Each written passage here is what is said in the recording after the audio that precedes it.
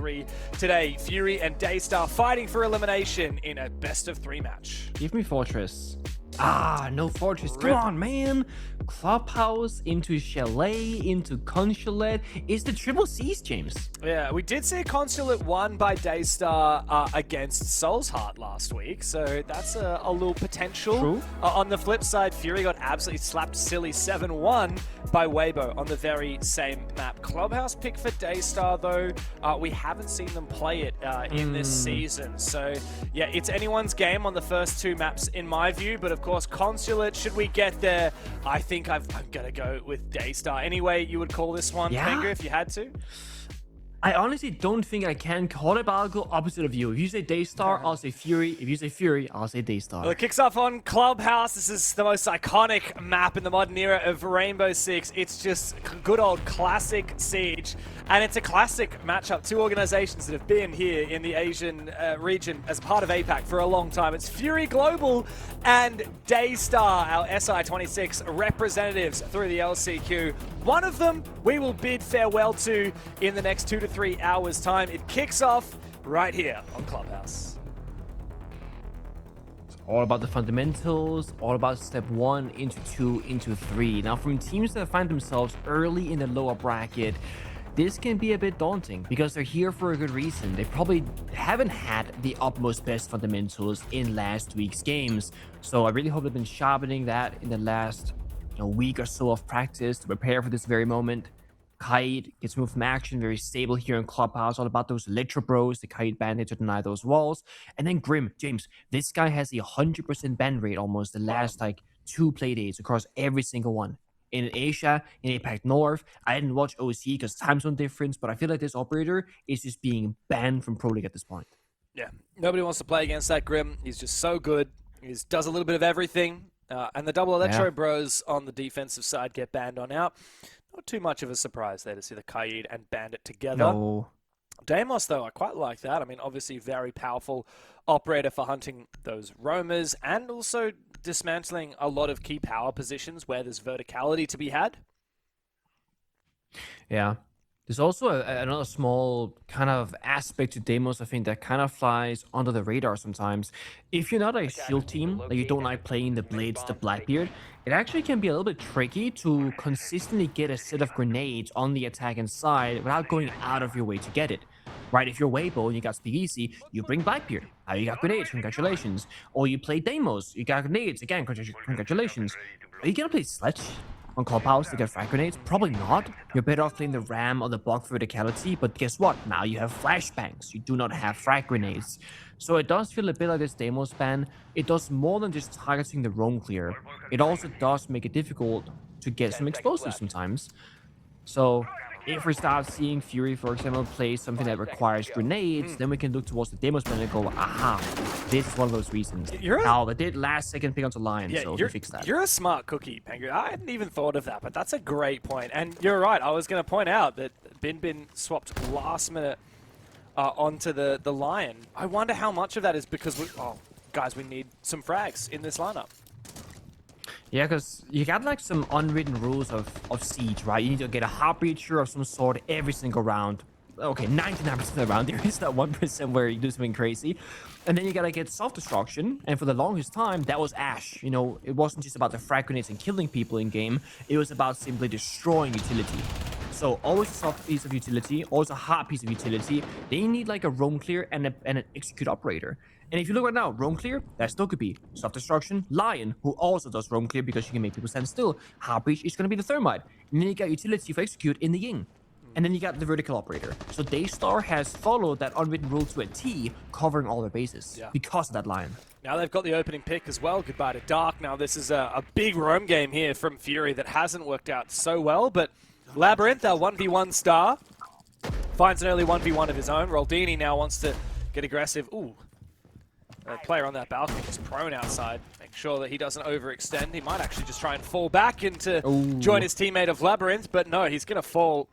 How long does Labyrinth on the Ella look to try and commit to some frags here? He does go for a second. Goodbye to Pika. And he's actually, another teammate has just traded himself. It's Seal and Farlord going even. Labyrinth should be able to get back towards the objective. This is Very strange. We have a minute and a half to play, and it's a 2 versus 2 for a basement defense. I'm not sure really who I favor here either, because on one side you got Hard Destruction that's remaining for DAYSTAR. They got a Thermite and they got Fragment's Lion. But on the flip side, there's a C4 and Elements pre-placed, and maybe even some Goyo canisters for Fury. Both teams are actually in a pretty comfortable position to take this round victory. It really comes down to how DAYSTAR end up attacking it. Because, for example, if you drop down a hatch, you can get caught off guard without being able to shoot back. They go fishing for a vert kill. He might just see the corner here of the player. I think it's Labyrinth inside a church. Yes, it is. It gets off the angle. So what are you left with now? Dropping a hatch, kind of dangerous. Walking down the main stairs also kind of sucks. And they have no more exothermic charges, so the breaching has been done. So it's down to the final flashbang grenades and lion scan to get the job done. There are Goyos on all the doors. Dirt, kitchen drop, and moto. 25 seconds. They're gonna pop that as close to 20 as possible. There they go. They're gonna have 3 seconds spare. If only they could breach this wall, but they have no thermites left. Oh, good shot though. I have no idea why Pio went for that aggressive play. Bin comes to the backstab. That's a devastating way to lose the round for Fury. DAYSTAR, rocket up. Big ups to them in the 2v2. That was not on my bingo card. Not at all. It kind of sucked because the Warden was behind a deployable shield by AK, so he had to vault the shield and be hip-fired shooting towards Souffle and the Thermite. I mean, Souffle hit a flick of his life, to be fair, but still, bit of a wonky gunfight to end up in if you're that Warden player. Bit unfortunate. But technically speaking, I mean, successful roam clear-ish. I think if you go even, it's successful at least. And they got the round victory, so they'll take it.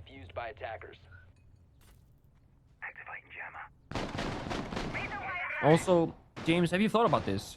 We have cast Labyrinth more than any other individual player in this game in the last couple of months, yet we've only seen Labyrinth play 2 operators, basically. Because in the 1v1 tournament, he played Ying, Legion, Shotgun every single round. Yes. I didn't even know he could play Clash. I had no idea. I thought he only had Ying and Legion unlocked. I thought he didn't have any other operators. He's actually new to the game. He actually bought the game because he saw the announcement for the 1v1 tournament and thought, I can do that. I reckon I can can take do some that, players in this game. Yeah. And he did. Jokes aside, he's proven to be pretty flexible, at least in these first 2 rounds so far. Yeah. Going between Ella and Clash, which are very much polar opposite. It's always funny seeing somebody in a new environment. It's like that one person from like school or work. You see them in the grocery store and you're like, wait, what's my dialogue options? Like, what do I say now? Like, new territory. Special charge. Stay clear. Well, it's roam clear time. Well, not even roam, extension clear time. Oh, how did canister Farlord kill? Yeah, it must have been a canister. I didn't see where that was. Was it his? No, but Was his I mean, it Flores could have been drone? the gas pipe as Destroyed. well. Yeah, I think the Flores drone must have destroyed a gas pipe and led to a kill on Farlord. I don't know what happened. Strange. Maybe he was Coward Rafters. I'm not sure because there isn't anymore. They changed that. I don't know. I have no clue. But he's dead. Yeah, a bit of a rough blow for Fury early on. I feel like Fury being such a new roster, DAYSTAR should be favored in my books here. This is DAYSTAR's map pick after all. Has been a bit of a rough start at least. Losing players like this left and right means there's push flashbang through and inside the jacuzzi breach inside the bathroom as well. Big shot from Souffle. Pika wants to join the fray. got the Pio fire. takes him down, but he managed to detonate it and trade himself out. Another one, a second kill with the Goyo fire onto the defenders themselves, and Roldini will fall. That was a very good round there from DAYSTAR. Even better than the first, and Pika's having a little chuckle about it. 2 rounds on the trot on the attacking side, and Fury, they have a reason to be a little bit stressed out. He flicked the Goyo canister mid-gunfight. I was like, you know what? If I lose this gunfight, at least I pop the fire for 20 seconds. And he gets the gunfight, the injure, the fire gets the kill, and then somehow also kills the Clash later on. Maybe Clash was fighting someone else and got low or whatever. I'm not entirely certain. But getting 2 kills that way, that is a free round. Plus, they got the fire extinguisher or Goyo canister kills. That's 3 kills to fire in a single round without playing Tashanka for plant denial. That is like such a rare thing to happen.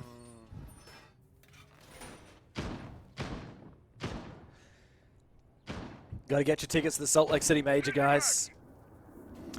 We are, like we said earlier today, of course, Weibo only one win away from qualifying for the next major over in the US. As for Fury and DAYSTAR, man, they could not feel further. In the first round of the lower bracket, they're going to have to fight off elimination game after elimination game to get all the way through to the major. For DAYSTAR, that would be a return, a back-to-back set of events after 6 Invitational. But it seems very unlikely, possible perhaps. They would have to go all the way and then get their revenge against Soul's Heart in that lower bracket at some point as well. And that's the thing, right? Have, again, a really good team like Soul's Heart or Weibo had they lost earlier in the lower bracket. It's like your reward for winning is, hey, here's a much better team. Try and beat them now. And it only gets harder the further you go in the bracket, which that's how it's supposed to be, obviously.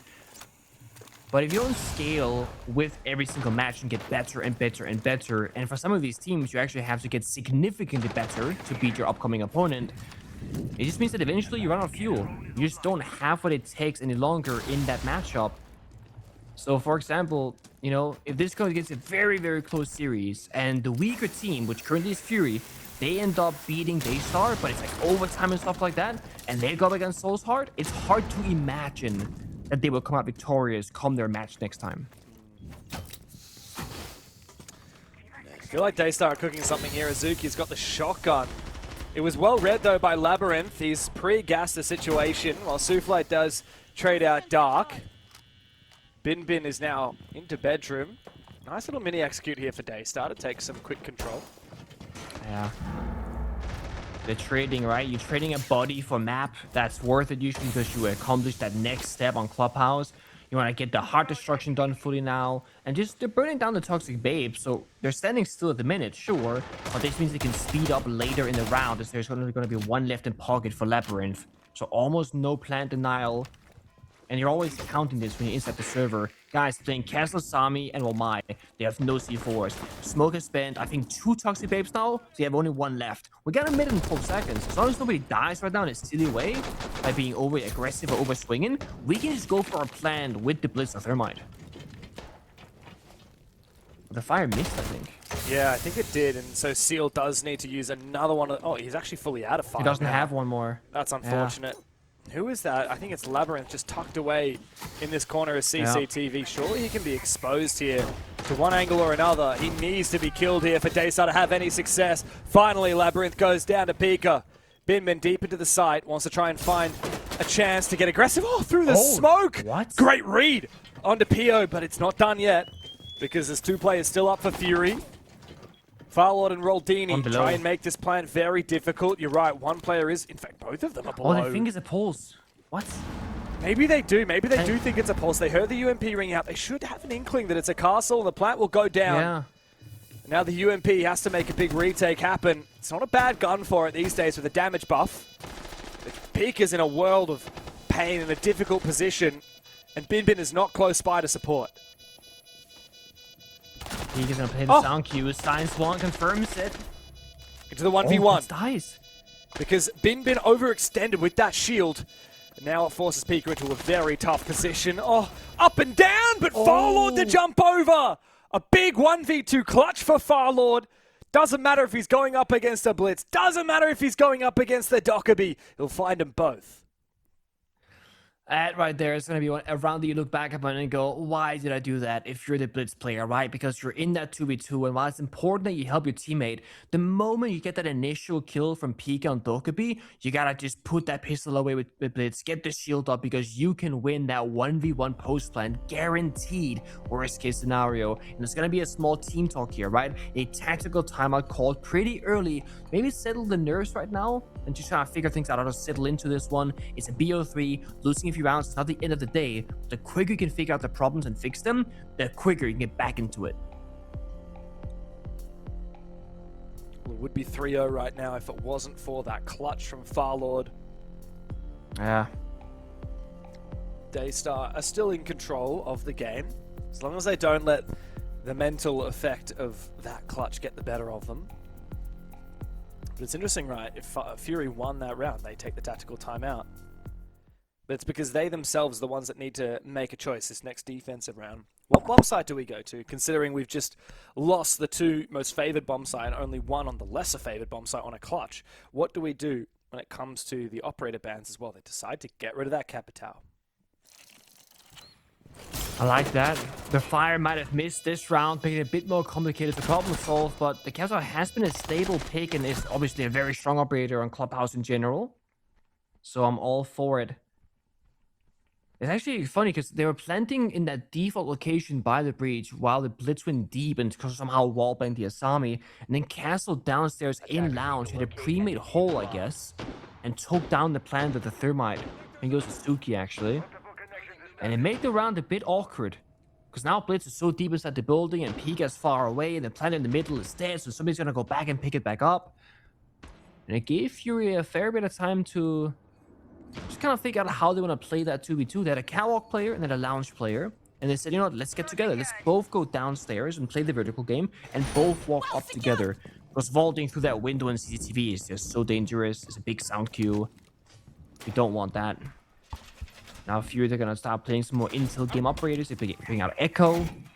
We just saw I9 from Soulsheart play this operator a ton of times, actually, unconsciously. I think it was practically every single round on defense. It was a Giga chat Got some on good Echo. bit of value. He was not your typical Echo player, let's put it that way. He was getting more kills than an Echo player usually gets. Yeah, he was. Wow. Spawn peek from Roldini. 10 seconds into the round. Souffle, the Glaz, by the way, is dead. I think that might have been a punch hole on Garage. Very cheeky. Blue window. That feels bad, man. This is actually a classic thing. I swear, if somebody runs the numbers, right? After a tactical timeout, whatever region, whatever match, whatever round count, doesn't matter. After a tag timeout, the amount of spawn peaks doubles or triples in chance. I feel like it's this thing where people, they've called the plug, they're gonna call a specific strat for the next round, and they've been so distracted thinking about the future. It's like, I'm gonna break all their momentum by spawn peeking, getting a kill, and now plan A is done. I mean, you literally killed probably the most important operator for this round, the Glass. It's that or the Ying that you're fully building around at the minute, so yeah, whatever they were cooking up on the second side, it's pretty much gone. Yeah. Look, you still have some ingredients to get the job done, but it'll be much harder without that Glaz. This roam is really, really persistent, though, from Fury. The Yokai is coming in to support for information. So many castle barricades as well, just to keep these players safe. Bin wants to make his way in through either bathroom or a pool table, but both of which are castle barricaded, so he can blow them with either his secondary breaching charges or his primary breaches. Pio's actually going to disconnect, and with Farlord going down, the tide has turned once again. Fury now fighting from a man deficit. At least they have those Yokai drones, they're still technically alive in the server, so that their player Farlord can watch them for a bit of intel, but there's a Dokubi that counters everything that I just said. So Dark will answer quickly. Remove that noise from ringing, can check the cams if need be. They still the 60 seconds and still have 4 contenders in pocket. They can totally make this work. They gotta figure out where is the attack going to go down. Is this gonna be a good old kitchen drop? We're gonna work out Moto and Blue. Will we try and breach triple with the can openers? Well, no, because we spent them all just now. So it seems like a hatch drop is due for the cost. And it's gonna be tough to drop down the Moto hatch because it's been completely lasered off by the Denaris, and any projectile you want to use, it will only clear one of those lasers, and only for a few seconds. It won't clear the whole set like with an Aruni gadget. Labyrinth's actually getting aggressive, I think. It looks like the Execute is going to come down through Arsenal, though. The drone there sits waiting to try and assist Azuki as he drops down. He's actually not going to be the one going aggressive. He's going to look to try and plan. Labyrinth, though, gets aggressive bottom main, finds one, but Pika will trade him on back. Pika for the double. That's massive for DAYSTAR. And now Roldini has to 1v3 on the retake with that diffuser down. Poor guy. Yeah, he's fighting the Verge, fighting bottom main, and they're just looking for him. Here we go in the corner swing. He gets the first one, but yeah, that's the easiest kill to find. There's still a player in kitchen and one below the hatch. Even if this was a 1v1, just him and Seal, it would be very tough. But he's also got to deal with Azuki, who's just going to hide with a shotgun in close quarters. Roldini's got no time to get it done, and a snipe of a shot with the shotgun from Azuki seals the deal for DAYSTAR. Great round on the attack. They're up 3-1. And Fury's tactical timeout does not net them anything. No, it doesn't. Bit of a shame though, like losing a player early and having a disconnect, and then just not having again any adequate plan denial. On CCTV defense, it was a similar story. It was Labyrinth only playing the smoke, not a single C4 in sight.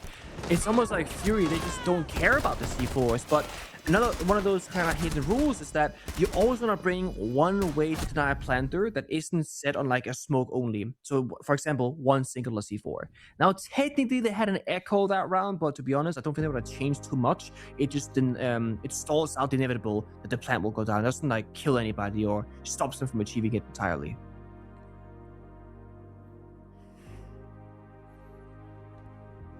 Man, DAYSTAR have really found their mojo on this attacking side on Clubhouse. Ooh, let's have a little sneaky peek on all of the cameras. What's going on? Let's play a game, Pengu. Let's rate out of 10. Let's rate out of 10. Everyone set up. Okay, immediate 10 out of 10 from Labyrinth. Dog. The dog spotted. 10 out of 10. Is there another player behind him? I think there must be a few players in that room with Labyrinth. There's something in the chair at least. That dog is giving bombastic side eye. Oh. All right, give me a rating for Farlord. This is like a neutral fiver. This is a sixer. This is a fiver. Or 5, yeah. Look, low quality, overexposed on the left-hand side. A little bit too much fringe, a little bit too much. I don't like having like a mirror. I think it's a mirror, right, in the closet door way thing. That's the pearly gates of heaven. Or is it right just there. a door? Okay. All right. Everybody would have a better setup if they had a cat cam or a dog cam. That's all I'm saying. 100%. Look, this is okay. A little shower curtain. No, it looks like a shower curtain. It's actually curtains in the background. It was giving shower curtain. It was giving shower curtain vibes. They're a bit thick for a usual curtain, huh? Yeah. A bit shiny. A little thick. A bit shiny. A little shiny, a little thick. All right, Fury guys, come on. Lock in time. You already can't go and win your defense 4-2. Best case scenario is 3-3 half, which is going to be tough because, like we've been saying, the only round they've won on this defensive side is a 1v2 clutch from Farlord. 10 seconds remaining. Triple ADS stacked in bathroom. 5 seconds to insertion. Something tells me they would like to play in bathroom. It's such an OG angle as well, and it's one of those angles in bathroom where you need to have a player there so they can't just rush in from Jacuzzi Breach. But playing in bathroom, nobody enjoys, right? Because the master bedroom window sees like the majority of it. One grenade after burning the ADSs, if you have any ADSs in the first place, and you're basically dead. You're often fighting a shield running at you. Like, it just feels so goddamn unplayable, but someone's got to do it. Now, normally I would say that's Dark's job. He's playing the Warden. But the issue is, oh my god, there's no way. Labyrinth's playing Legion Shotgun. He's actually playing Legion Shotgun. No one does this in Pro League. But as we said earlier, like, this is what he played every single round in the 1v1 tournament. This He's guy now is my bringing goat. it to the 5v5. He's my goat right here. What the hell? He just has to. Well, the problem is it's not a 1v1, it's a 5v5. You know, obviously, But very he's different playing in the can of worms. bathroom. He's playing Maybe. close quarter guarantee. No, he is. He's the bathroom player. So he's got Guman on the window, maybe Guman on the vault in the bathroom, and he's playing the craziest shotgun known to man that he is literally unbeatable with in a 1v1 gunfight. Like, that might just work. He did lose the grand final of the 1v1 now. You do remember that. Yeah, but he wasn't supposed to. It was up like, what, 4-0, Sure, he 3-1 did. or whatever? He did an APAC. He pulled an APAC and choked on Yeah, match he point. did pull an APAC. But no, look, I'll have faith for him. It's not that Europe has ever been better than APAC. It's that APAC beats themselves. That's what it is. Thank you. Spoken as a European and multi-time champion, I appreciate that. Wow, that's a lot of info on one drone. Sees 3 players. Suzuki will also get some information using the gadgets. I just want to see Labyrinth wreak havoc. Yep. I'm waiting for it. But right now, it's more of a CCTV attack by the looks of things, cutting off the rotation, Stark low on health on the Warden. Warden's very important to keep alive. Oh, he's dead. Labyrinth is dead. He swung the breach with the shotgun against Souffle and died.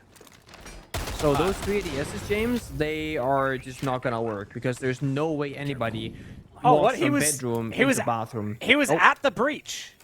He abandoned bathroom and ran at the breach. Yeah, okay, that's He sad. full sent it. Bit of a troll play if you ask me, but Dark's actually somehow retaking the position. And he's Never dead as well. mind. Jinxed him. And Souffle has now found 3 in the round. It's a quick plan opportunity now for Azuki. Pyro finds 1. Hasn't been able to get into position to do much more than that, and Seal will seal the deal. Haha, if you excuse my pun. With the Glaz, he finds the final kill, and DAYSTAR are quite simply farming Fury. Yeah, and Fury's struggles continue. It was the same thing last week where it seemed like there's just so many new cooks in the kitchen where they're not organizing exactly what everyone's job is, what angles to watch, what gaps to close. Obviously, also, you have, I guess, lesser experienced players. For example, Labyrinth playing the Legion Shotgun, swinging the Jacuzzi Breach.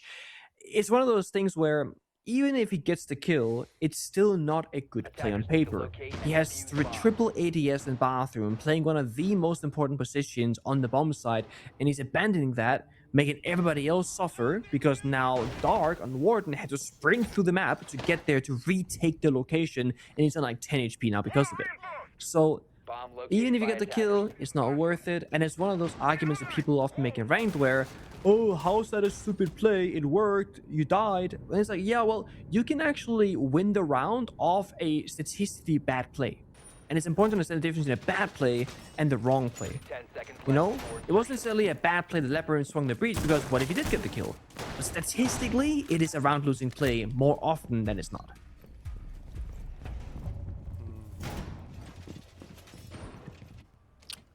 If this is a 5-1, it's over, right? That's GG for Clubhouse, yeah? Yeah. I would say 5-1 is looking pretty damn grim. But this is Rainbow Six Siege and anything is possible, so I wouldn't count Fury out entirely. Maybe they're a crazy attacker team. Maybe. The tactical timeout's already been used. So Yeah, we'll see. true. Defense now for Fury, one last chance at it. And doing their best to hold on to the mezzanine at Garage, Rafters. But DAYSTAR are cooking. I mean, whenever you see Glaz and Blitz together, you know that something is going to be set up that it's going to be very difficult to deal with on the attacking side. Also like the way Azuki is very quickly farming all these castle barricades with the Flores. I wonder if DAYSTAR are actually going to hard clear Pierre's position in Garage Rafters, or look to try and focus up more so on and execute into cash, like we did see last time DAYSTAR attacked this. Look, this is the only bomb site Fury have won so far. It was a 1v2 clutch from Farlord. So it's actually going to be a rotate here for the Asami, because the call has been made that the guys are not attacking Cat or Rafters, but there is a drone. The question is, does Pegan know that there's a second player or not? Because if you think it's clear, you can make the call. He sees it now. You can make the call, guys. Somebody go Garrett's door. You can fastly Garrett. Oh, it's actually himself. Oh, baited. Oh, he's just dead. Unlucky timing there. It's the difference between you getting off your drone and taking 2 steps can mean life or death. But Labyrinth falling is a big kill to find. That's the Smoke playing that Hell in a Cell position. Problem is now there's only 1 Rotero left for Azuki, and they really need to clear this pivotal position inside of the side behind the Kiva barriers. Thankfully for DAYSTAR, Dark over Pigs, and a second kill for Souffle, as he knows that it's open season on the bomb side. Good impact to open up a line of sight, but unfortunately for for Fury, it's just Roldini. He's on for a flank. He's found 1 in the 1v4. But DAYSTAR can now reposition, plant safely on the breach. They know where he is, but Azuki has him locked down from outside the window. And that's all she wrote for the half. It's only 1 round on the board for Fury as DAYSTAR dominate 5-1. I'm a drop in the ocean, just a face in a crowd waiting to be seen. Big dreams set in motion. I wanna go where no one's ever been. I would climb the highest mountain. I would dive the deepest sea, just so I could make you feel what I feel. Aiming for the sky. Yeah, I really thought we'd make it. Got my head in the clouds, but I can see the world from up here, from up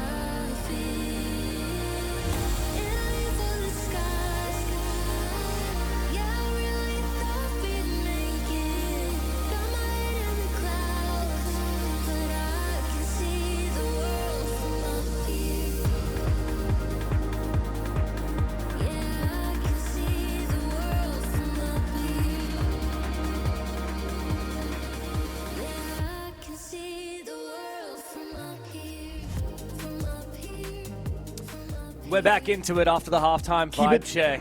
We've changed things a little bit, Pegu. It was a bit of a more of an EDM track. What do you think? We're keeping it. We had trap. 100%.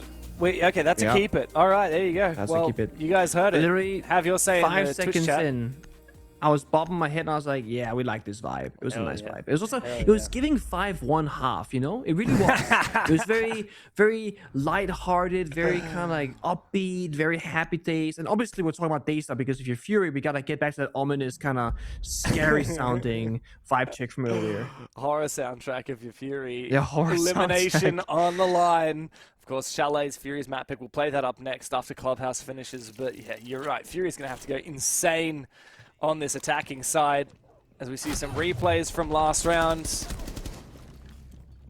Yeah, look, that was probably one of the worst ones for Fury, sadly. They had some good ideas, but it really did not stick the landing.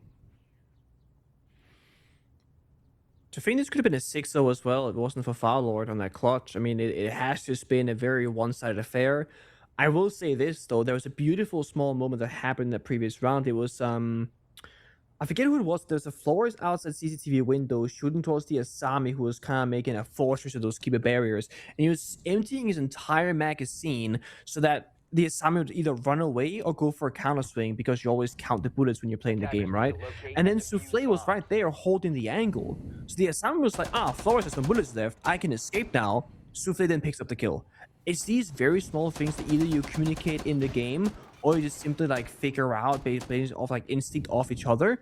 And it's gotten Souffle so many multi-kills. This guy is 9-2 playing Thermite on the majority of the attacking rounds. He is Fragmite, okay? He's doing a lot of work in the server when it comes to entrying. It's my guy right there. He's your guy. That's my guy. I've got a lot of guys. I've got a lot of my guys. We've seen a lot of them play today. I9. Okay. We saw him on Salsa. He's my guy. I mean, he's everybody's So guy.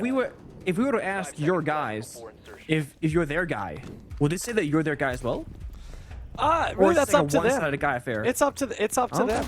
Really, like if they Alright, want me to be I9 their is my guy, team. I'll be their guy. Oh, dude, if you ask I9, hey Dev Mata, He'll say is yes. he your guy? He 100% is gonna say yes. he He's would. like the nicest He's too guy. nice. He is. Yeah, he might look a little bit intimidating at first, like all the tattoos and whatnot, but the dude is like the purest puppy. Yeah. Like there is no love ill it. intent there at all. I love him. Dark though kicks things off nicely for Fury. Pio, I think, must have helped with the support onto that kill. I think Seal tried to isolate the 1v1 on the Monty. Didn't get it done. And, yeah, I mean, that's a nice start for Fury, but it wouldn't be the first time they've had an opening kill and failed to convert the round win. They do have operators that's gonna help with this though, right? Playing stuff like the Lion and the Monty can really help you push back roamers or keep people pinned in positions. If they play things out just like very nice and casual, no big risks being taken, this should be a good old stable round for them. Phase 1 is done. You got top floor control. With that, they can walk down and get the first floor control. Start breaking open those hatches, to which there is no denial. There's a single C4, but it's not in a position to be used at the minute. So, oh, actually, he's previewed the C4. He's waiting for something to happen. Let's put it away again. No. It. Yeah, put it away again. Also, small thing here, Fury has so much time on this roam kit that they're actually gonna go in and drone strip club. So many Damn. teams to say, we hope it's clear, because it takes like 25 seconds to clear the entirety of it, maybe more sometimes, and you lose the drone because you're not gonna drive it all the way back to bars to pick it up again, right? But they say, guys, the only way we lose this round is if we get flanked and we make a misplay. So let's play this perfectly, and I think that's the right call here. Well, you like talking about the operators that Fury have brought to the table. I'm surprised that you haven't mentioned not just one operator, but one very specific primary shotgun that is being brought to the table by a very specific favorite character of yours. Hey, no, okay, listen. Labyrinth playing the Ying Shoddy and Tashanka on the defense are two outstanding operators. But I feel like, no, actually, normally I wouldn't like the Ying shotgun, but just because it's Labyrinth, I'm gonna believe in it. The fact that he's bringing this to the tier 1 5v5 team effort after saying the shotgun is unbelievably broken in 1v1, I respect that. He's sticking to his statement, trying to make it work. He's gonna rip the Candela, Monty jumps the hatch, they're gonna distract on one side and plant on the other. One side has to succeed. Man is putting his money where his mouth is, and he's looking to go for it. Labyrinth tosses as many Candelas as he can down. And great track there from the line. It's going to put information on for Labyrinth's side. He finds one kill with the shotgun before the trade comes through from Bin Bin. But Roldini is the last one standing. Azuki even got into the action with his LMG and finds a double. It's match point for DAYSTAR. We didn't see exactly what happened with the Monty and whatnot, but he dropped down that kitchen hatch and immediately put onto a single point of health. Not sure that was a C4 or the fire from Tashanga, but essentially what has to happen before the attack of Fury is either you drop down that blue hatch with Labyrinth and he gets like 1 or 2 or 3 kills with that Ying shotgun, or the plant goes down on the other side. But Labyrinth drops down, he gets a 1-for-1. Technically, that's a success. But then there wasn't any real success elsewhere. The plant doesn't go down, they don't get a kill on the entry on the front side, and with that, the round just kind of slips away. And it really is a shame, because you're executing 5 versus 4 into a 4 versus 3 with Monty alive. On paper, that should be an easy round to win. As I said, we didn't see exactly what happened, but you have to just assume that Fury made a mistake somewhere and got punished by DAYSTAR. It's that, or just gunfights doing gunfight things where you lose some and you win some. 5 rounds in a row. That's all it takes, man. Just 5. Yeah. Just 5 rounds. Yeah, just 5 rounds. Here for Fury. I've seen bigger comebacks, but I haven't seen them from this Fury roster. Of course, it's only the second match that this Fury roster have played so far. You want to hear a really sad stat? What is the sad stat? A little bit of context first. So, of course, Okay. Challenger Series plays out to qualify teams through to this league, but a lot of teams are invited back. Obviously, your Weibo, your Soul's Heart, Elevate, DAYSTAR, Fury all got invited back to play again. They didn't have to go through Challenger Series. But Fury obviously made 4 roster changes. But they still didn't have to. It's essentially a new team, but they didn't have to qualify, so they didn't play Challenger Series. It means the first official match with this new Fury roster was their upper bracket game against Weibo. They got 7-1, 7-1. Fury, this iteration, if you look at all their official matches, they have never won more than 1 round per map. Until this round right here, James, because I believe they're going to get a second. That is a sad stat, definitely. One thing is to have a bad day or a bad week, but this continuing and pleading in from 1 play day, best of 3, by the way, so you're playing, 2 maps in their case. It definitely is rough to think about. It also means that, if you're starting, in this case, with defensive Fury, you get 1 round on the board, you go into attack, you don't win a single one, you don't get to play a lot of attack rounds. Ooh, nice shot. Which means you don't get a lot of chances at getting better at it either in official tier 1, because the scrim is a scrim that's practice. Pro League is the real deal. Good intro here, but then Dark dies elsewhere on the capital. So again, every time they get that slight advantage, that slight lead in a round, it immediately gets punished again. Souffle is absolutely cooking again, and now Azuki on the Tachanka has found one as well. So Labyrinth still trying to brute force. This shotgun on the Ying has not found anything. Roldini's deep as well. He has a shotgun of his own. He's found one on the Bin Bin. Maybe this is possible after all, but Fury only have shotguns and Farlord, which does make this a little bit awkward. Labyrinth managed to vault inside, tries to cover the sound, smashes the mirror window, but Farlord peeked from outside. Both of the remaining attackers have shotgun primary weapons. So DAYSTAR actually have the firepower advantage in long range. Labyrinth taken so low and finished off by the gas pipe from Azuki, and that's done and dusted for Clubhouse. DAYSTAR finish off Fury 7-1, a dominant scoreline as Fury look for redemption and to stay alive on the second map.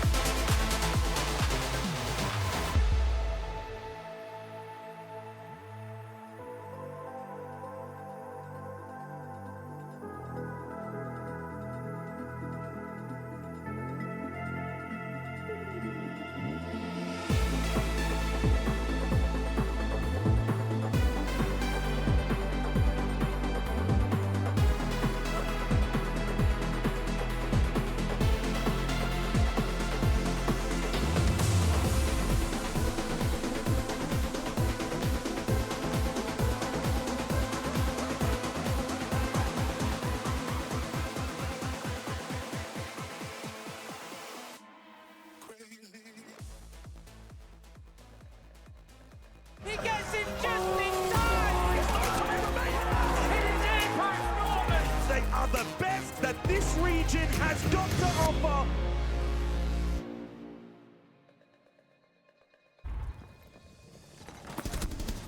On the line, Fury cannot even find 2 rounds against DAYSTAR on Clubhouse.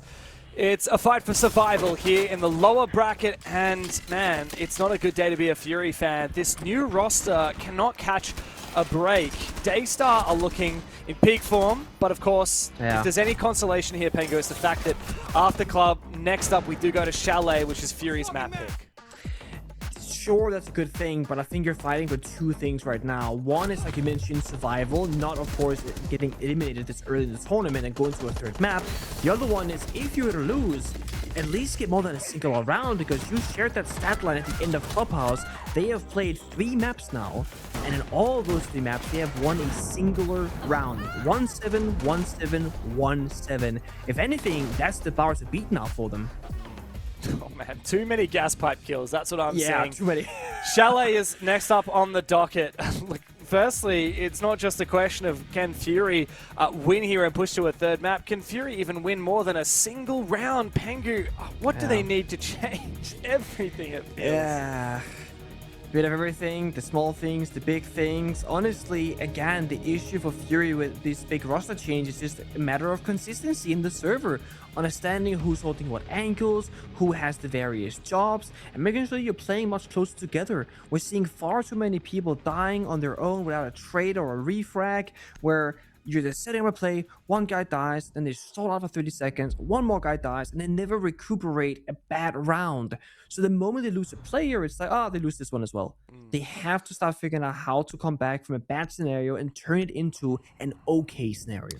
Well, what matters more than anything here for Fury is that they don't let it get to their heads. Yes, you've played only 3 maps in APL and you've lost all of them 7-1, but Dark knows what it's like to be at the top of this region. With the old Fury roster, he was champions here at Asia, he had huge upsets, and they've achieved so much going overseas as well. They need to try and continue that legacy with this new lineup, and to do so, that means coming back here on Clubhouse. Attackers need to locate and defuse as many bombs as they can. I have got an interesting fun fact for you here as well, Pengu. We've got half of the teams in the Asia sub-region of the APL hail from Thailand. Obviously, we've got Soul's Heart, Fury, HL Tari, and Team Walker, the ex-Fury roster, are all Thai teams. So there's absolutely no argument about it. Like, within Southeast Asia, one country leads the way, and it's Thailand. Oh. It's funny how, if you look back at the last 10 years of Siege, we've seen some countries kind of come and go. This obviously is something that I know a lot about from Europe specifically. We used to have full German teams, full Finnish teams, a full Swedish team. None of that exists these days, right? We have a lot of mixed, and then we have, like, you know, a French or a Russian, but even Empire, or even Empire in Europe, they have now gone international with Virtus Pro. So they got 2 Frenchies and 2 Russians and whatnot. So they're also mixing things up. It's just easier if you speak international languages. Of course, if you have a lot of players from Thailand, you can make a Thai roster, bin aggro play to again continue to shut down Fury early in these rounds. Yeah, the new kid on the block for DAYSTAR is looking really good. Obviously, we've talked about it. Joe Gore was a big fragger. Losing him would be a big blow for DAYSTAR, but Bin is filling his shoes very nicely.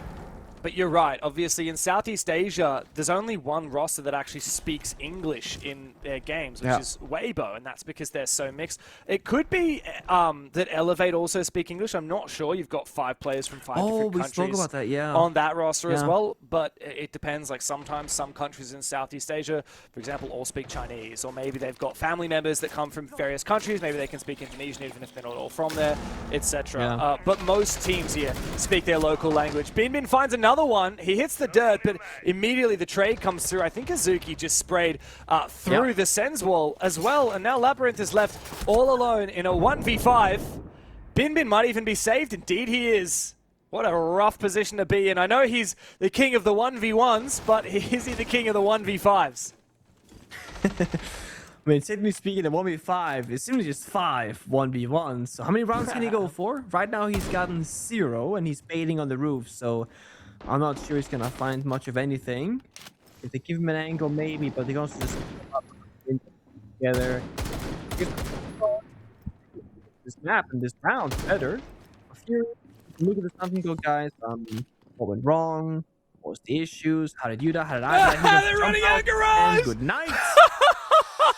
Oh. What an Got one. ego challenge. He traded directly, but I don't think that's much of an achievement when you've got an ACOG DMR and wall hacks onto the guy down below. Hey, he was low health. Come on. I think it was a headshot from Souffle.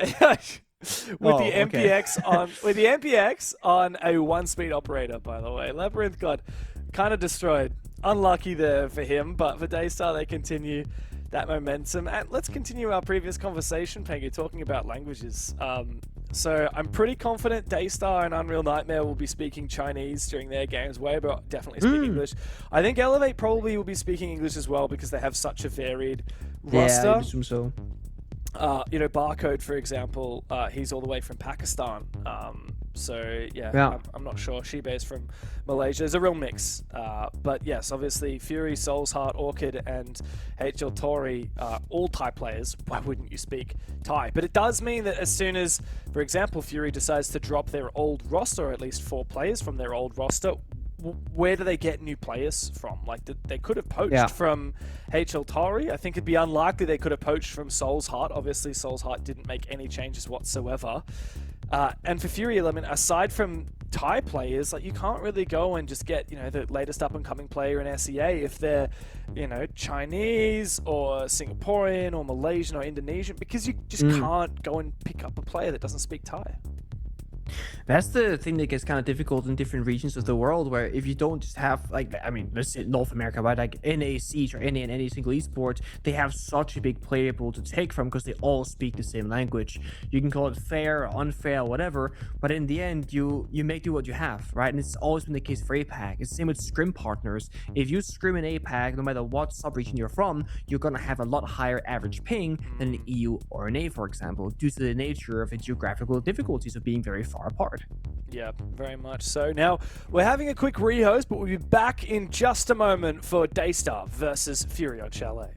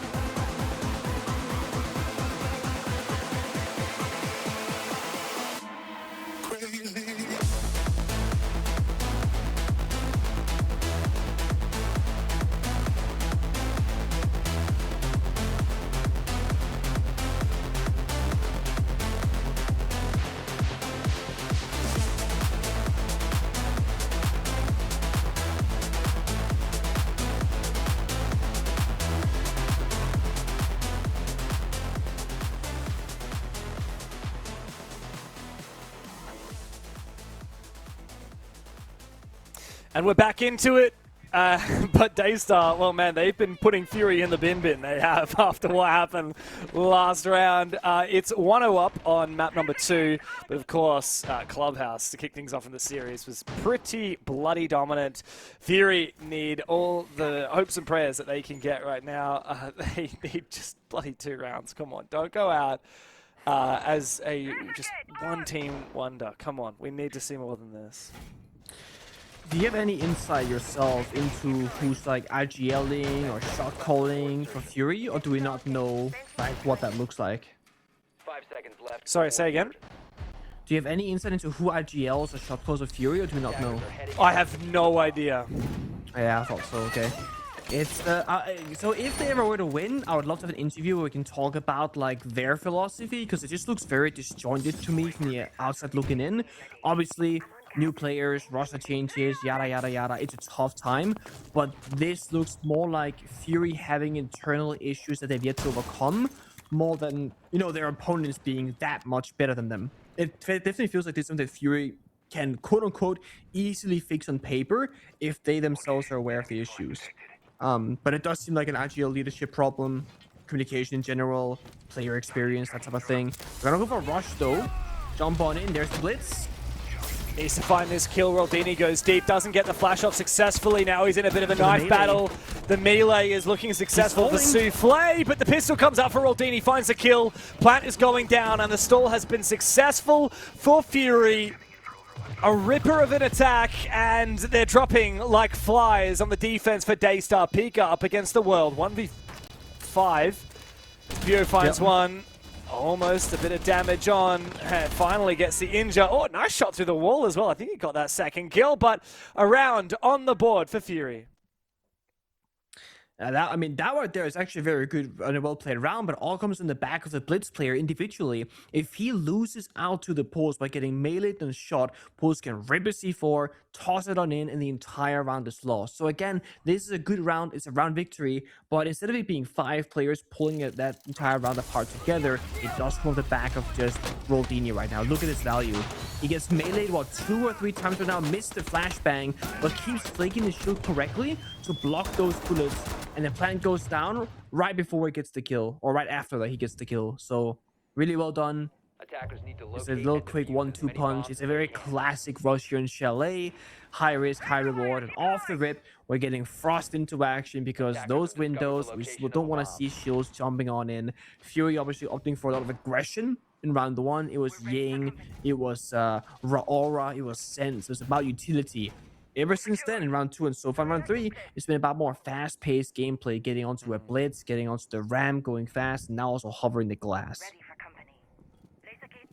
Yeah, tempted to go for it. I like it. I think this is the right way to play it out for Fury. Just, if you're going to go out with a bang, keep that pressure on DAYSTAR, and I think we were talking about this a little bit at the end of last map.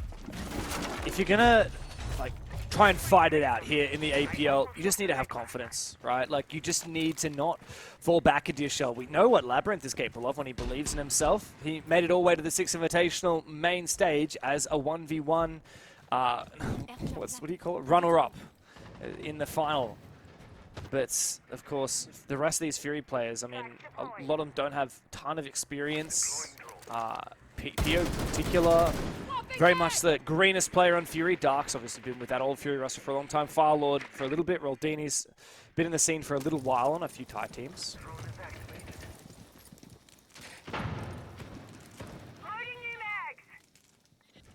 A little Gun 6 popped in the distance, destroying...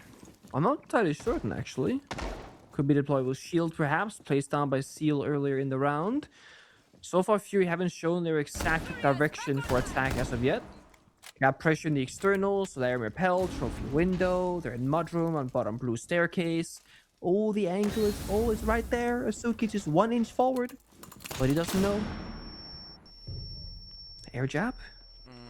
Yeah, no full cut, no incision as of yet from Fury, and unfortunately, there's 2 players who have gone down. Now Firelord trapped outside of this west main window, and while Pio finds one, he eventually will fall. So Dark is left all alone.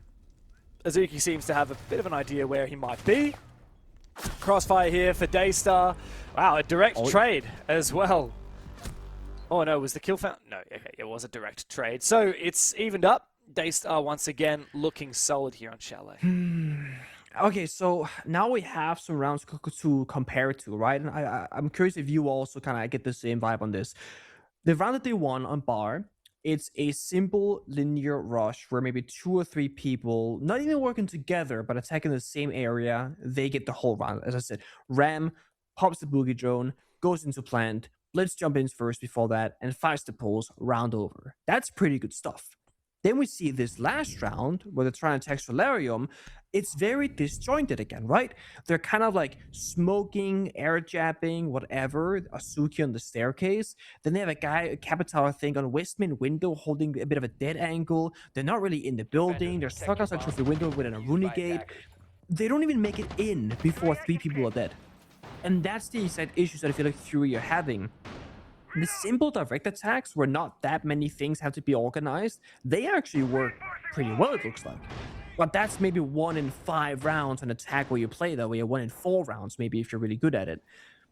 But the usual default attacks that kind of everyone is doing and the basics that every team needs to have covered, that's where they fall a bit short.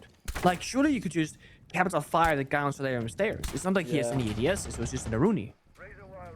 But they don't.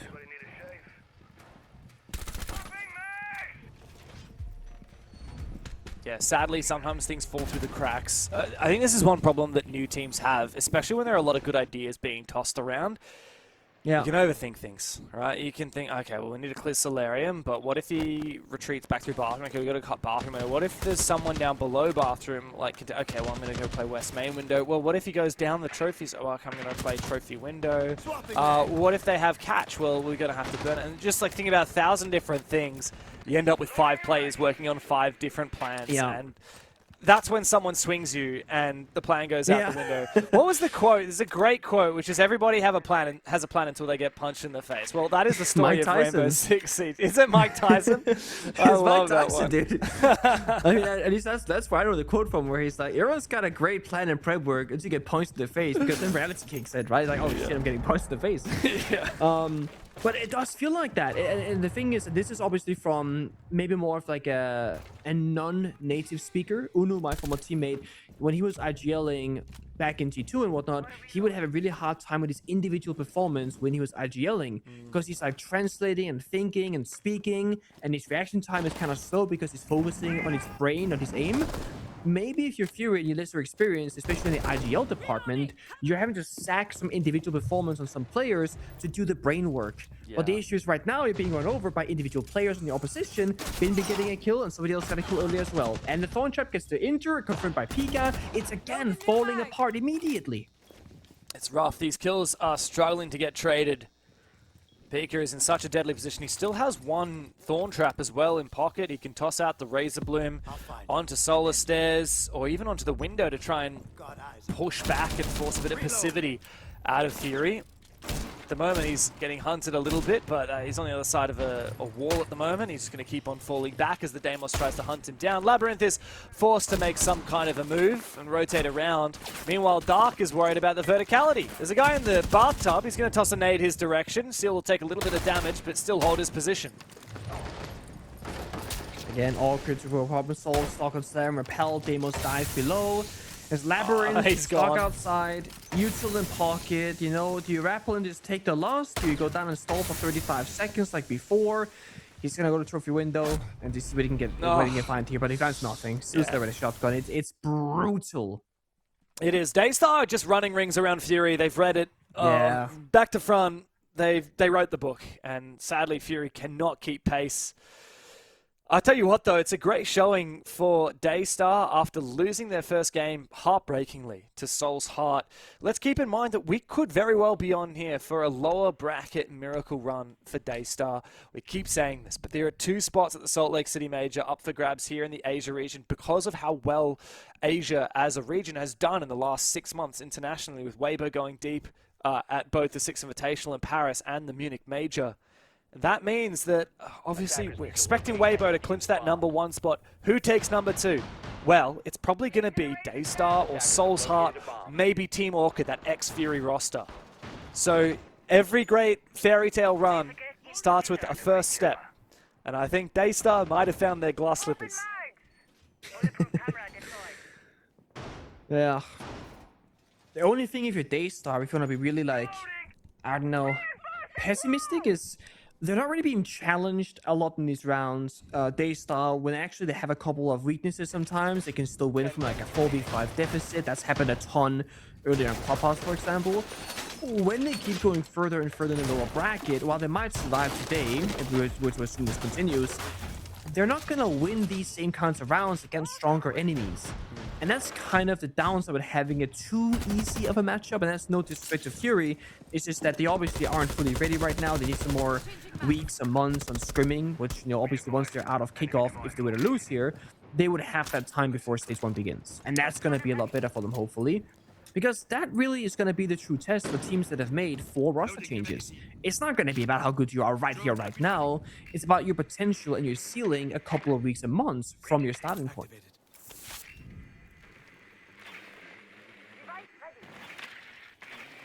I think if you're Fury, you're just focusing on one round at a time. I really think it would be so beautiful to win a second round here, because it's something they've failed to do in the 3 maps they've played in the APL so far.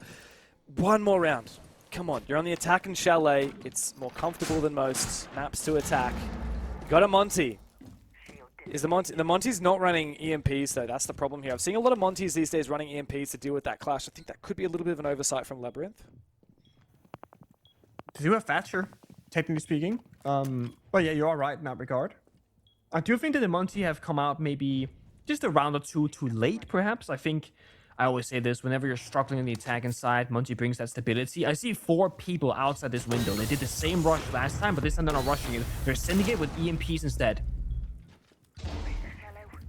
They're not going to go in? No, they're biding their time.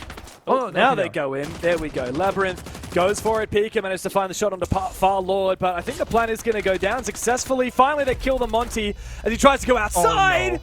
And another shot from Pika with the C75. It's now a 2 versus 3 as Roldini finds Azuki. DAYSTAR have to play this perfectly to pull off what should be such a tough retake, but Pierre's gone upstairs. They need to bait him, and the swing needs to come out from Seal upstairs, and Library finds him. Roldini now. He's the last man standing. He's inside of Barstock. He saw Pika for a brief moment, shuts him down. Seal now to retake, but Roldini can't get it done. It was the first chance for Fury to win a second round here in the APL, but it is not to be. DAYSTAR seem to have their number, and they are unstoppable. Heartbreak of a round to lose. You get the post plan, you get to stabilize a little bit. You have a player in Library for a moment, you know, line flanking from lobby. They don't know about the locations. But at the end of the day, the post plan just not successful. And there's 2 small things, if you want to be really picky here, that I think kind of with a reason for it going the wrong way. Monty tries to jump out the window and gets his back turned to the guns when the smoke evaporates. So he dies mid-vault animation. If you simply extend that shield with Monty, you might be in a world of hurt. You might also die, but you're alive and you're a distraction, and they have to melee you constantly while your teammates can obviously play off of that. The second thing is, because Monty was jumping out, his teammate behind him outside the window was trying to go for a cover. And he gets pre-fired off the same angles both the Monty player dies and Thatcher behind him. Look at this right here, if you see the replay. Here Monty dies, second guy tries to help him, dies after. So if Dark doesn't go for the swing, which might have been because Labyrinth was asking for help maybe or something like that, you have 2 more players alive. So it's a 4v4 instead of a 2v4, and you have a much stronger post-plant position. So it's again these teeny tiny details of failed communication that loses them those crucial rounds. I got another layer of that. I feel like Labyrinth on the Monty could have stayed inside and just full 100%. shielded in the corner. 100%. Like suddenly that's baiting out people to like run up to you and knife you, which should be free kills for your other players. What's got you giggling, Pengu? That was my first point. Oh really? I said word for word, bar for bar. I said the exact same thing. About meleeing and running up and. Alright, I'm so sorry. Alright, I'm gonna break the fourth wall for a second. I spent a lot of the time you were talking checking the bracket because I saw my other monitor. So yeah, I was talking in the chat with the admins. Liquipedia has the winner of this game going to play Soul's Heart, who lost earlier to Weibo, and to me that didn't seem right because DAYSTAR already played Soul's Heart in the upper bracket. Usually brackets have a bracket flip. Between the upper bracket and the lower bracket, so you don't get these rematches really early. So yes, I'm sorry for not hearing you. No. I was doing my research. I saw my other monitor and I was like, you're busy typing right now. You're probably not going to hear every word that I say. And then it's just funny because we had the exact same point about them walking up and mailing great minds, and man. the behind it. Yeah, great minds think alike, right? So I'll take that as a win, honestly. Oh man, look, if I ever have the same point as a two-time world champion, then okay, I'll take it. We take what we can get, right? But just to cap off that point about the bracket, the winner of this game will not go on to play Soul's Heart. There is a bracket flip that the admins have on their side. So the winner of this will then go and play the loser of Elevate versus Team Orchid, which means that if we do end up getting a DAYSTAR Soul's Heart rematch, it will be deeper into the bracket, in the lower bracket semi-final. That's good. I think that gives more time for DAYSTAR to ramp up into that match, and that could be a good storyline in a few weeks from now. Yeah. So I'm quite keen for that. A little bit too early for rematches, if you ask me. Now, I don't want to get ahead of myself, but this is the furthest Fury has made it on a non-bombs at rush round with 5 players alive, a minute to go. They got Thatcher again for plant denial. They got Thermite with smokes and a case in his pocket, and they've also breached upstairs. This Dark is dead. This can still work though. It can still. He pushed the double door. Oh, thank God! Nice, good job from Labyrinth. Finally takes down Seal. But look at this, the lack of respect here from DAYSTAR. They're swinging everybody. 2 DMRs come to life on the defensive side, but Labyrinth has found his second. I think he's about to get flanked though by Azuki. Meanwhile, on the bomb side, Souffle's holding the fort down. Pio takes a hell of a lot of damage. Finally, Labyrinth though shuts him down. Azuki is playing ring around the rosy with Labyrinth upstairs, but gets shut out by that air jab, though the plant's starting to go down on the bomb site. They do finally get the read, and for Fury, they finally break the spell. It's a second round on the board for the first time on any map that Fury have played as we move into the second half. Thoughts of wandering away with me today, fading into gray. Say that it's okay. Painting pictures of this silhouette in vain. Just here to speculate. No fear, I test my fate. No thoughts of wandering away with me today, fading into gray. Say that it's okay. Painting pictures of this silhouette in vain. Just here to speculate. No fear, I test my fate. Innocence and honesty keep signaling my brilliance. Living in this harmony, it's hard to see the change. Ignorance and poverty, we're sinking in resilience. Adrenaline, my arteries are masking all the pain. I symbolize the vigilance, we need to rise above it. It makes it hard to breathe when we're living in the flames. So make rhythms and we influence the youngers. It's like we plant the seed and watch them grow into the names. Lately I've been studying Ibrahim Traore. What it takes to make change, blood and tears, that they assure me. Stripes and gun range, bodyguards at every doorway. Civil rights to sustain as peace over Wahala. If we had to fight, we had to die. That's why we ain't seen another Thomas Sankara. Who are you when you can change all the fortunes of your people? I'm tired too, I used to blame Western forces of evil. I'm tired too, I'm choosing pain and let my hatred try to greet you. I'm asking, can I really flex? Forget the poverty we've been through. Puppets in our section, check the strings above, you know it's lethal. And am I still collecting? I'll try to protect my own peace and breeze through. Thoughts of wandering away with me today, fading into gray. Say that it's okay. Painting pictures of this silhouette in vain. Just here to speculate. No fear, I take. And we're back, we're alive again. We have a chance to breathe, and hopefully Fury have done so as they finally win their second round. And moving into the second half, they'll have to see if they can lock it in on defense, because it's one thing that Fury have finally broken that spell of only winning a maximum of one round per map, but they need to win 7 at least to actually get a map win. And of course, they're fighting for survival here in the lower bracket. I mean, honestly, that previous round was the most well executed from a multitude of angles in my mind. The only issue for Fury that previous one, despite winning it, was that Dark died in the 5v5 right before execute. It was going so well, but they obviously held on strong. And it was mostly thanks to Labyrinth, who upstairs with Nomad got 3 kills and took such a big distraction upstairs, even having the attention of a 4th player. But how they navigate the plant, moving in, using the smoke grenades, and playing it out like relatively safely, really well done. The shame in this is that Fury finally get a grasp on how to attack in a 5v5 setting, not rushing, and then sideswap happens. And this is the unfortunate reality, is that there are 2 sides to Siege. There's your attacking side, and there's your defensive side. And you might just be like, you know what? We know how to attack against them now, but too bad you're done doing that until overtime. So 4 rounds needed for Fury to at the very least guarantee overtime. They gotta get that 6th round, of course. They're on 2 currently. We're gonna start off with kind of a bit of everything lineup. You know, they got Trap, you know, in Thorn. They got some Denial in a Rooney and the Wamai. They got the Mute Jammers, likely for a Deimos vertical counter, and of course with Drone Denial. And they have Sentry, an operator that we don't see a ton of because you don't have a primary gadget, you get 2 secondaries.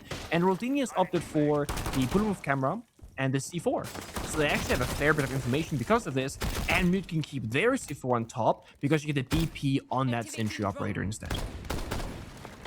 I like it. I like it. Though we did see, I can't remember which player it was. Let's say maybe it was Lycolis. He went to go and throw his C4. It was actually on this map.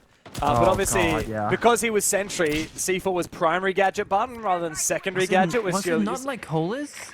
That's what I think it was Lycolis. Yeah, that's what I said. Now it's your turn for I'm confirming what you were thinking. Okay, thank you. Yeah, I think it was Lycolis. It was on bar bomb site, and he threw a proxy alarm instead of his C4. And in this particular case, I think he actually was trying to throw the C4. But yeah, primary gadget, secondary gadget, confusing when you're playing Sentry. It is, especially because if you don't often play Sentry, you're probably not going to think too deeply about which button you're binding what to. Because in my mind, I would always bind my C4, my active util, on the usual secondary button of G. But I might accidentally, without realizing, put my Bulletproof Camera on that, and now my usual gadget button is a C4, and that just doesn't make sense at all, right? P starts off strong, takes down PO, and more fall. Dark as well. Bin downstairs on the Blackbeard. I mean, again, this is Fury off the rip, off to a bad start of people dying early alone. They're just fighting really hard to try and retain control, and the problem is now they feel like they need to get even more desperate. Roldini reveals his position. He's so close to finding a kill on Pika, but he didn't check that corner, and the breach, the feet holes, unfortunately just hid Pika enough, so Roldini couldn't get that free kill. Nitro Cell was thrown out blind as well, so a starve of information here as Glaz finds one. Roldini will find a kill on his retreat back to site. Surely won't find this second one here. They are avidly watching for him. I think that's Seal outside. Nope, Seal gets downed. Doesn't have enough slugs in the chamber to finish off the kill. Bin should go for the revive. The timing there is kind of crazy. The window's still smoked off. Blackbeard can go back in that bathroom window and get the information, but if Seal jumps in now, he might just dodge the angle. He surely will, but this angle does work both ways, and Seal proves that. Roldini's gone. It's all up to Firelord. 1v3. Binman forcing that plant down, but he's got to cover off the player on the big double window. Izuki on the upside down repel. Indomitable, untouchable, and DAYSTAR win a 5th round, just 2 away from knocking Fury out of the tournament. Yeah, I mean, it's the same issues that are plaguing them on both sides, right? It's just people that are so far away on the roam. They get no crossfire. Most teams are going to either play library, where they're holding your blue stairs, library, fireplace stairs. They're going to play on that office wall. Or you play what I call the good old W7M strat, which is kind of what they're trying here. You play office wall opened up partially. You open the library holes. You can kind of watch everything from the bomb site. And that's really good when you're playing that kind of sheltered position. The issue is playing 3 people sheltered and 2 people really deep on a lurk, or really deep on a roam, should I say. It kind of has a bit of a desync in the middle, right? The most conventional way of roaming in simple terms is you have two people by the bomb site. You have a link, we call it, a guy in the middle that kind of links the roamers with the bomb site itself. And he can help escort them back. If the bomb site gets rushed, he can quickly help those guys. If the roamers are under attack, he can help the roamers. They're missing that link player in the middle who's going to support people. And maybe even also a simple solution for Fury on defense, have a person who's occasionally flipping those default cameras, because they could have seen Pika on Fireblade's default for a good while before it got shot. They also could have seen on the blue camera that there is something happening on the office balcony, because you have this line of sight. You see it right here. So these exact camera angles can give you so much information, and in the beginning of the round, you know you're safe to check. But surely there's one person in the middle of these rounds who's on the bomb site with nothing to do, who should be checking the cameras more frequently. I mean, especially once Fury lose a player, that player could just dedicate to be watching cams, right? But DAYSTAR have really built that momentum, and they're looking good. The first attack was pretty solid, pretty convincing. They've got good drone work here, and they've spotted out Pew on the Echo. Man, there must be temptation here for Soufflé to actually just swing in. Like, surely you put one Selma on bar stock, and then you just go and you peek bar. You just swing that Echo. Even if you 1-for-1 trade, that's kind of worth it for taking down those Yokais. Problem is, the Dokkaebi call is going to force Echo off of his cam, and you're less likely to find that kill. Good flashbangs, but you're going against the Warden, so it doesn't really matter. Looks like Azuki actually did. Sorry, I think it was Soufflé. Did actually go in and kill the Echo on the bomb site. Snuck by. And now Dark and Firelord are the only two left remaining, as Labyrinth has fallen as well to the SMG-12 of Pika. 10 kills for Pika, by the way, on the Dokkaebi. Minute 45. Only 2 players left alive. I don't know, man. I think it's time to get off the sentry. They need trap operators for information because they have no idea where this attack is coming from. They still got Soufflé with the case outside the building, so a post or a retake rather is still possible. They also have library control, so this round isn't completely over. DAYSTAR still have something to problem solve. But here comes that final Dokkaebi call. It gives all the info that they need. Yeah, it does. The Dokkaebi and the Lion together are making this impossible for DAYSTAR. Firelord just missed the memo that Soufflé was climbing up the ladder. He missed his chance to try and take the kill, and now we're talking about a 6-2 scoreline in favor of DAYSTAR. Series point on the line for DAYSTAR, and for Fury, that means they are at the end of their road. Unless if they make an unbelievable comeback happen here, they're staring down elimination from the APL. It's, I would love to talk about the winning team of DAYSTAR and how many things they're doing well, but we're watching the Fury players just crumbling in the unknown. We're watching Dark, who's playing Warden on top mezzanine platform, and he's swinging library, he's checking the office balcony jump in, he's checking fireplace door, he's checking dining hallway. He's dry peeking all these angles, trying to get an idea of where the attack is coming from. And there's actually a big issue with this. He should know where the attack is coming from. Like, he should have somebody else holding those positions for him.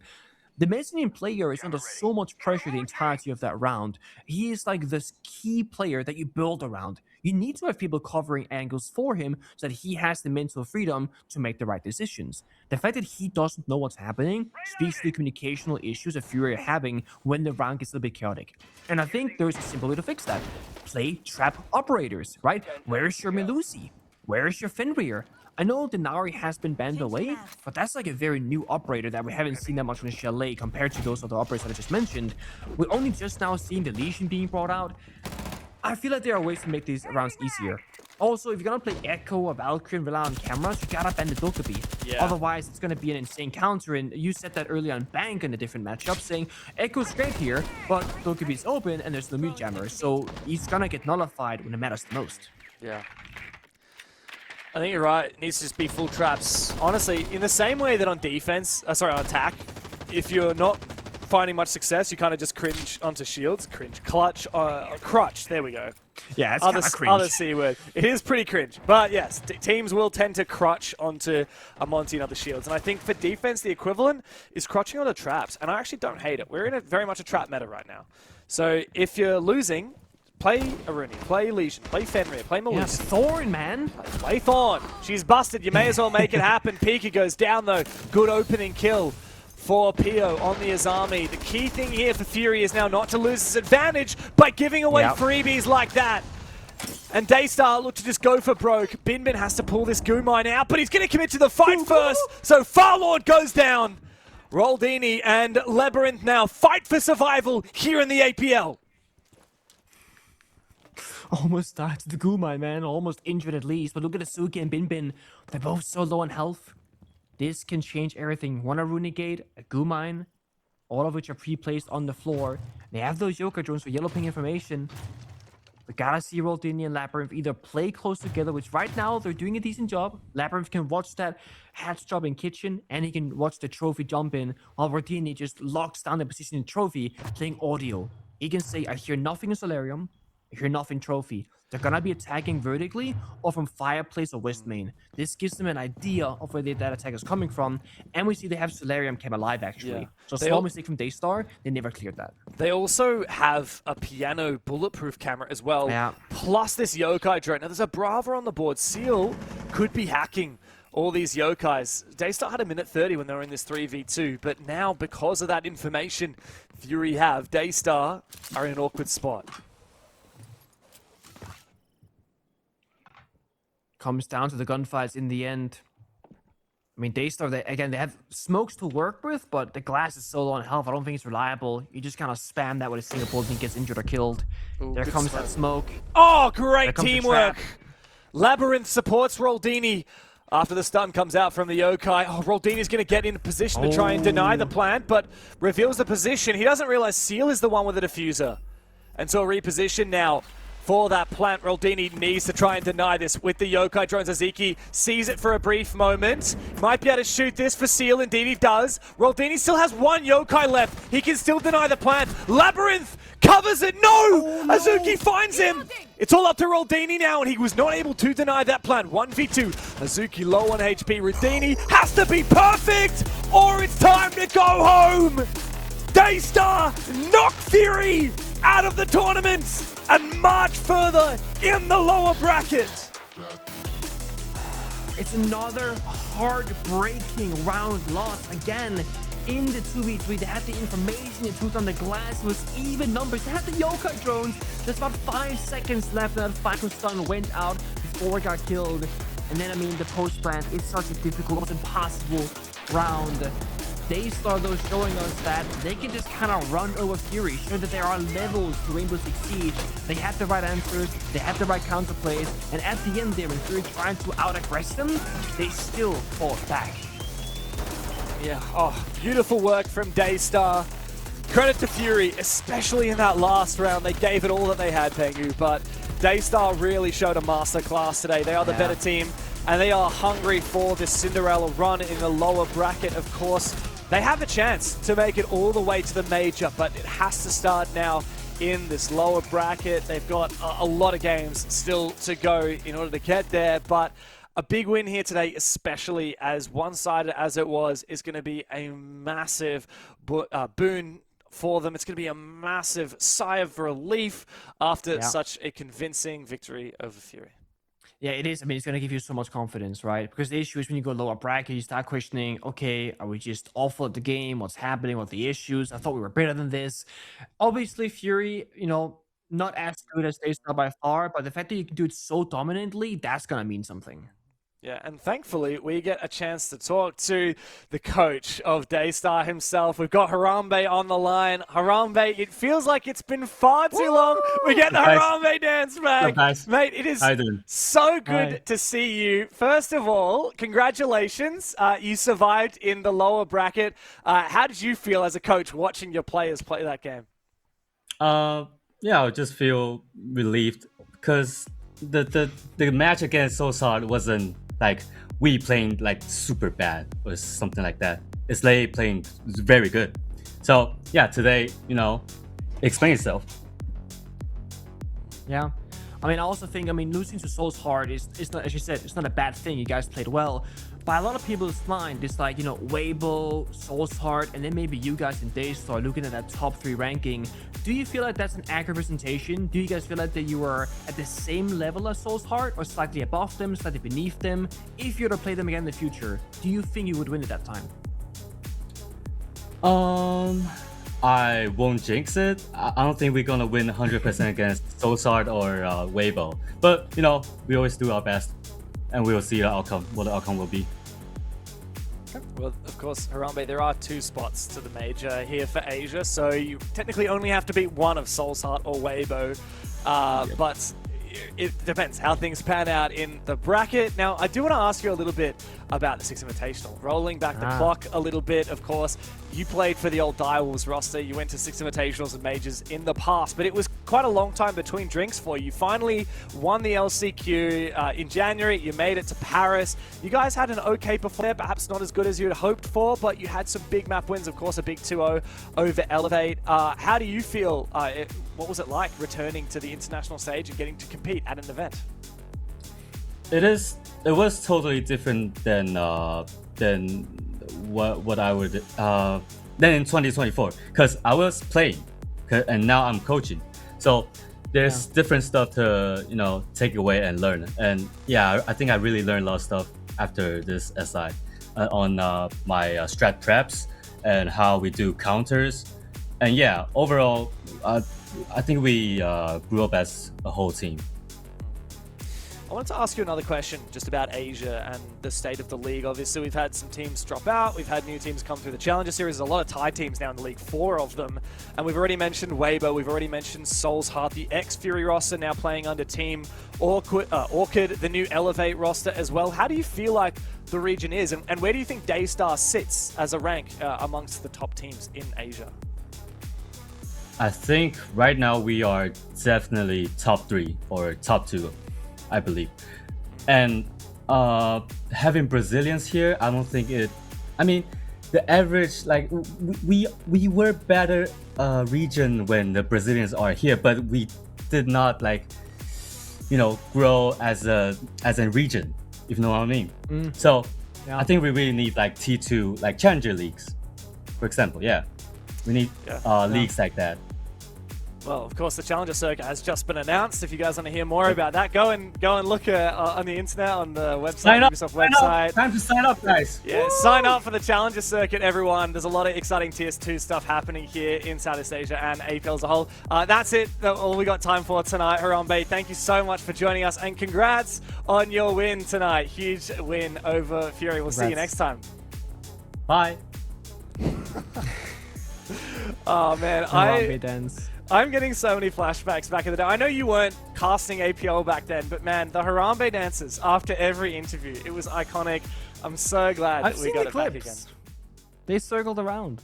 Yeah, they did. But that wraps up the game. Obviously, DAYSTAR surviving in the lower bracket.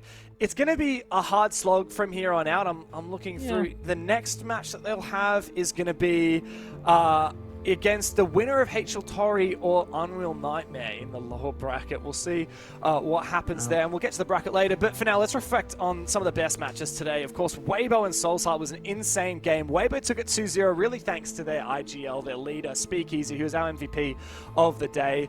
What a legend that this guy is. Is, of course, iconic in the APAC region.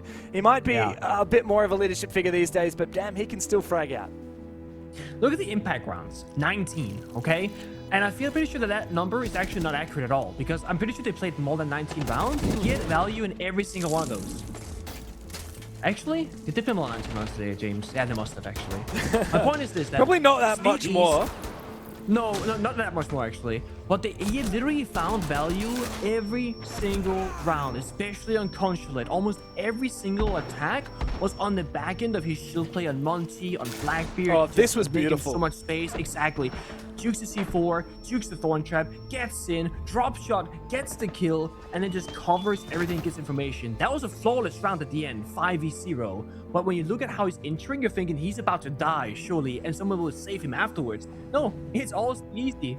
Yeah, absolute bloody legend. We're going to be talking a lot about Speakeasy this year. I have no doubt about it, of course. Yes. We know that we've got a Japan major upcoming in November. It's going to be the first time that we're back in Japan for an international event since Tokoname, where Speakeasy, back then for Aerowolf, had a huge upset over the #1 seed out of EU in Giants. I hope that we'll see him again in Japan, but of course, it's a long way to get there. And we have a major first. This bracket that we're going to be running through qualifies one of these teams, in fact, 2 of these teams, through to the Salt Lake City major. At the moment, Weibo stand tall, as we would expect in that upper final. We don't know who's going to face them as of yet, either Elevate or Team Orchid. And down in the lower bracket, of course, DAYSTAR await the loser of some of those games. I believe DAYSTAR will be playing the loser of Elevate Orchid, and then Soul's Heart will be playing the winner of HL Tori versus Unreal Nightmare. Now, we heard from Harambe, he thinks he's top 2, top 3 for DAYSTAR. Yeah. How do you see the top 4 in this region?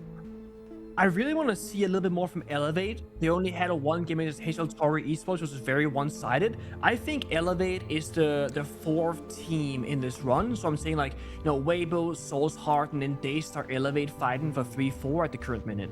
Yeah, I'm inclined to agree with you there.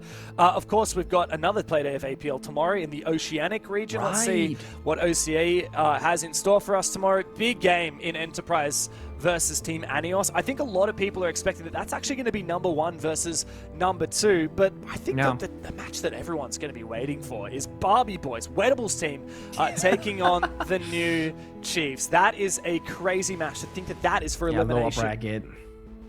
That is, it's again one of those games kind of today with DAYSTAR Fury, where when you look at the names and the orcs involved and whatnot, or I guess the one orc involved, you're thinking, there's no way that's the first elimination match. But it is. That's crazy. Yeah, very much so. Of course, across the pond, down in South America, we have a new Playday starting in just a few hours' time, about 5 hours from now. Couple of big games coming up. Now, I know, unfortunately, Penga, you weren't able to join me for our South America League Playday the other day. I had an amazing time, and I was so excited to see the Team Liquid new roster. I was excited to see the Furia new roster. Liquid lost their first game against Black Dragons, and that was a huge upset. Yeah, they did, man. Liquid roster? You mean Furia and Maya? Oh yeah, oh yeah, that's exactly what I mean. They got upset by BD. So yeah, I'm really keen for this one. They have a chance at redemption against Lowe's. Any games that you're particularly excited for out of the schedule that we can see on the screen? I mean, honestly, since I haven't seen Liquid play just yet, I kind of dig the Lowe's versus Team Liquid matchup, because I still want to see what the Furia plus Maya roster can accomplish, because Liquid as an organization almost has this like mini curse that they can't ever win a tournament. So will that continue, or can they break that curse? Man, if these ex-Furia players that went over to Team Liquid Alienware keep the Liquid curse, man, that would be absolutely gutting. I personally am really excited for NIP versus Fluxo W7M. Fluxo W7M lost one of their best players in Volps, who went over to the new Furia, and they picked up Cons, who formerly played for NIP. So it's a funny little kind of, you know, former teammates match against each other. Fluxo W7M look terrifying even with Cons now. I'm super keen for that. That's going to be in about 5 hours time, guys. So if you're watching on at home, I don't know what time zone you guys are all in watching back at home, but if the night is young, or perhaps it's still morning, then you should definitely tune in to SAL. But that wraps up the show for us. So from me and Pengu, thank you very much for watching the APL, and tune in to SAL in a few hours' time. And don't forget, OCE tomorrow night.